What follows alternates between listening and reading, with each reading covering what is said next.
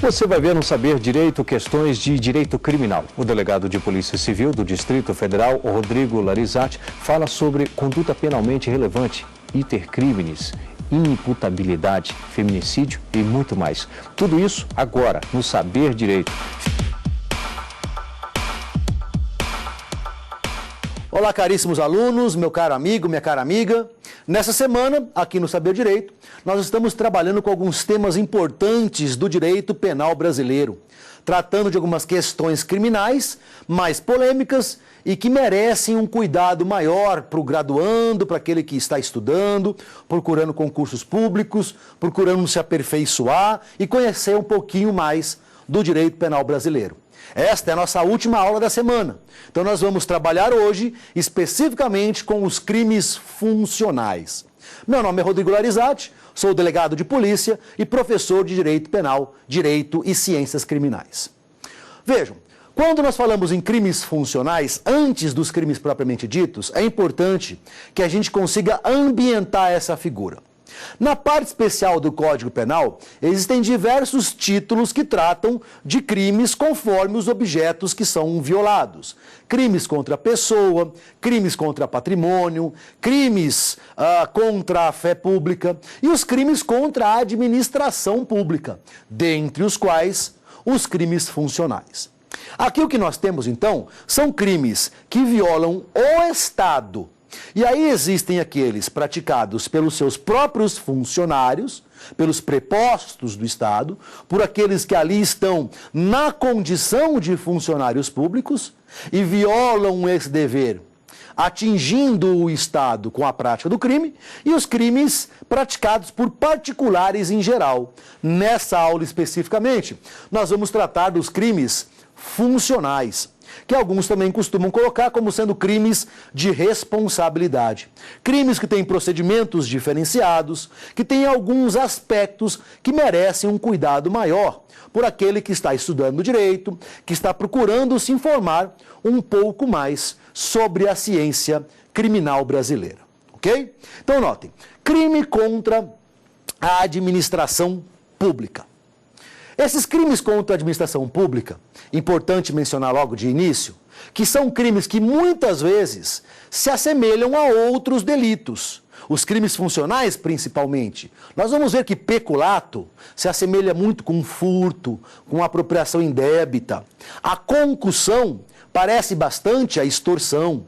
Então, alguns crimes funcionais se assemelham com crimes patrimoniais. Mas aqui nós estamos trabalhando crimes funcionais e não patrimoniais. São crimes contra a administração pública, crimes contra o regular funcionamento do Estado. Importante a gente frisar isso desde o início, gente, porque para que ocorra esse crime contra o Estado, não é necessário que haja dano ao erário público.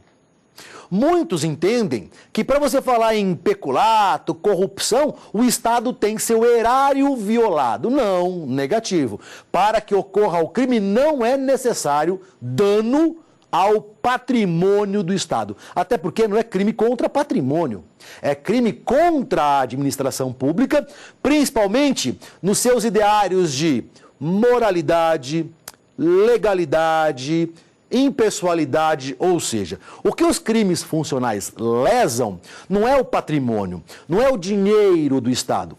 Evidentemente, em alguns casos, ocorre a lesão ao patrimônio público. Em grande parte dos casos práticos, ocorre a lesão ao patrimônio público. Mas o que eu digo é que na teoria do direito penal, para que o crime se caracterize, para que haja um peculato, por exemplo, não é necessário que o Estado sofra patrimonialmente, ele sofre moralmente, ok? A moralidade, a legalidade, a impessoalidade são princípios, são pilares que norteiam e sustentam o regular e bom funcionamento da administração pública.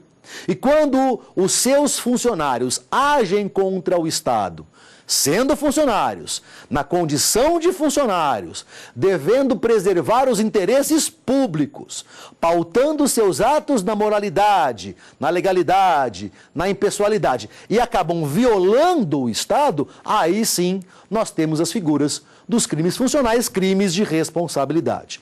Então, um ponto importante para a gente seguir adiante é esse. Vejam, não é necessário, para que ocorra um crime funcional, que haja um dano patrimonial ao Estado. Negativo.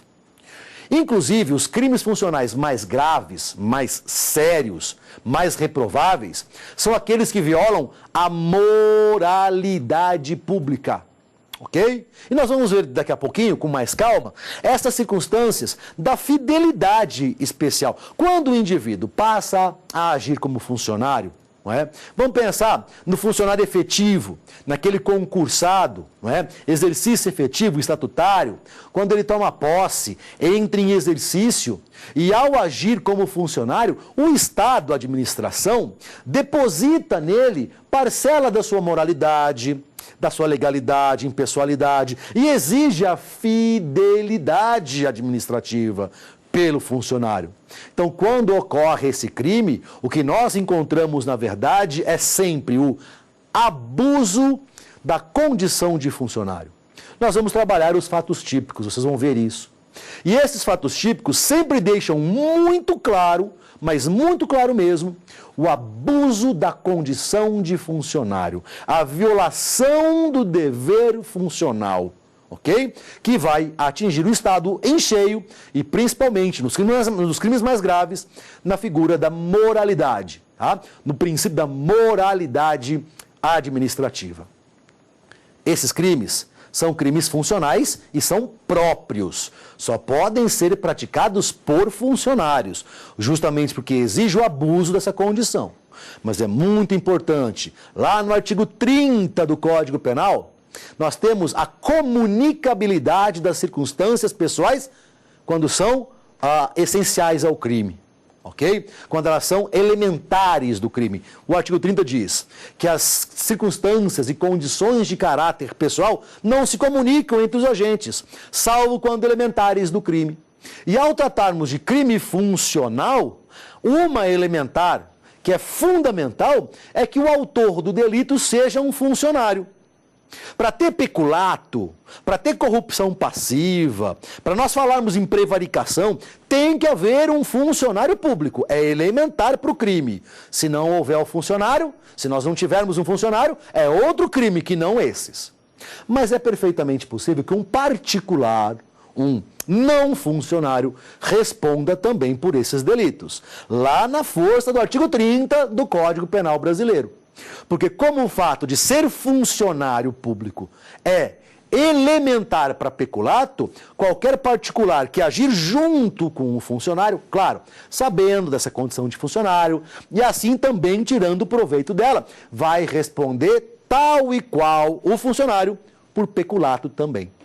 Ok? Então, particulares podem perfeitamente responder por crimes funcionais, agindo sozinhos, nunca, mas agindo em comunhão, agindo em concurso com os agentes públicos, com os funcionários públicos. Sempre sabendo que se trata de um funcionário e assim também tirando proveito dessa condição alheia.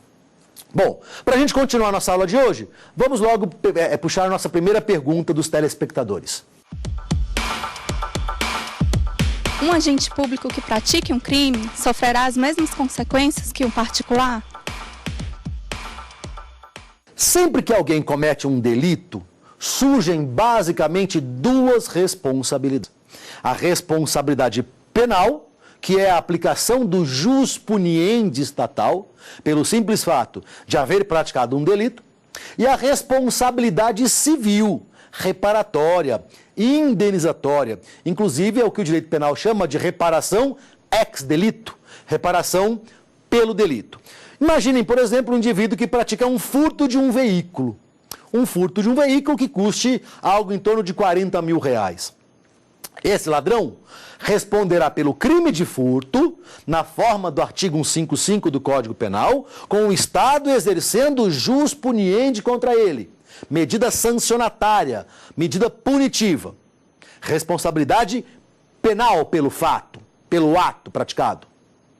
E, por outro lado, além da questão criminal, esse ladrão causou um prejuízo patrimonial à vítima, que é o valor do bem que foi subtraído. O que significa que ele terá ainda o dever de indenizar, o dever de reparar pelo cometimento do crime. Gente, em tese, todo crime viola um bem jurídico, ok? E lá no artigo 186 do Código Civil, nós temos a previsão da culpa quiliana, que diz: aquele que por ação ou omissão voluntária, imprudência ou negligência, violar direito e causar prejuízo, ainda que apenas moral, comete o ato ilícito. É o ato ilícito civil, passível de indenização. E todo crime é uma lesão a direito, é uma violação a direito. Então, na teoria jurídica, todo crime é indenizável. Não quer dizer que vai ser indenizado, que aí é questão prática, não é? Mas, uma vez que o indivíduo cometeu um crime, responde penalmente e civilmente. Inclusive, a sentença penal condenatória definitiva, transitada em julgado, torna certa a obrigação de reparar, a obrigação de indenizar civilmente pelo prejuízo causado. Pois bem, essas duas responsabilidades, penal e civil, são comuns a todos os autores de crime. Entretanto, se o autor do delito for um funcionário público, for um agente público, vamos dizer assim, haverá 3 responsabilidades. Então, já respondendo a pergunta, um agente público que comete um crime não responde tal qual um particular, não. Nós temos, além disso tudo, diversos crimes em que nós encontramos circunstâncias de aumento de pena se for funcionário público. Algumas situações dessa que nós encontramos esparsas pela parte especial do Código Penal. Mas aqui o que nós queremos dizer é da responsabilidade pelo crime. Tá? O crime que for, mesmo um furto, mesmo um roubo, não precisa nem ser um crime funcional. Se um agente público comete o crime, ele responde penalmente, como qualquer um, civilmente, como qualquer outro, mas também responderá administrativamente. Ele terá responsabilidade administrativa, porque nos regimes estatutários existe a previsão da prática de falta grave, de transgressão disciplinar. E o cometimento de um crime doloso é, em regra, uma transgressão disciplinar grave, passível, inclusive, de pena de demissão. Então, notem que quando um particular comete crime, são 2 responsabilidades, penal e civil. Quando um funcionário público, um agente público comete o crime, são 3 responsabilidades, a penal, a civil e a administrativa, podendo, inclusive, perder o cargo. Um detalhe interessante, vejam, nós encontramos no artigo 92 do Código Penal Brasileiro, quando ele fala dos efeitos da condenação. Ok? Lá no inciso 1 do artigo 92, nós temos a seguinte disposição. São também efeitos da condenação. Inciso 1. A perda de cargo, função pública ou mandato eletivo.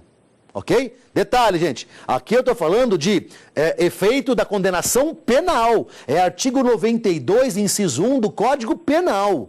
Nós não estamos falando de regimes estatutários, nós não estamos tratando de leis administrativas, de processos disciplinares, sindicâncias e punições. Não.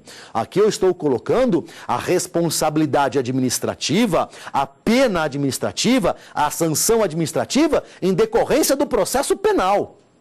Então, o juiz do processo penal, o juiz natural do crime que vai condenar, se for o caso de condenação, já pode trazer efeitos administrativos nessa sentença, inclusive, como diz o 92. Então, vamos lá. São também efeitos da condenação a perda de cargo, função e mandato eletivo. E aí são 2 situações. A linha A. Quando aplicada pena privativa de liberdade por tempo igual ou superior a 1 ano nos crimes praticados com abuso de poder ou violação de dever para com a administração pública. E B. quando for aplicada a pena privativa de liberdade por tempo superior a 4 anos nos demais casos.